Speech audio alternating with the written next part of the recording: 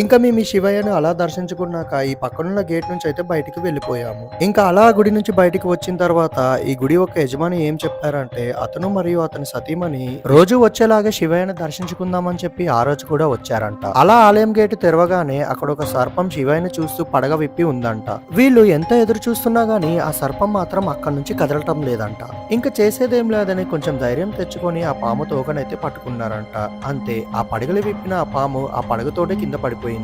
ఎందుకంటే దైవ స్వరూపమైన ఆ పాము పడగలు విప్పి శివయ్యను చూస్తూ ఎప్పుడూ చనిపోయిందంట. వీరు ఇలా ముట్టగానే అప్పుడు కింద పడిందంట. చూసారా అండి ఎంతో మహిమగల సర్పం అది. ఇలా ఒకటి కాదు రెండు కాదు చాలానే ఇలాంటి యాక్టివిటీస్ అయితే ఈ గుడిలోనే జరిగాయి.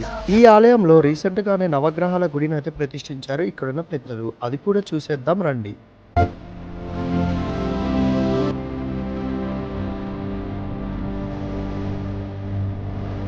ఈ ఆలయంలో జరిగిన ఇంకొక సంఘటన గురించి చెప్పడానికి ఈ గుడి యజమాని అయితే వచ్చారు. అతని నోటితోటే మీరు కూడా వినండి.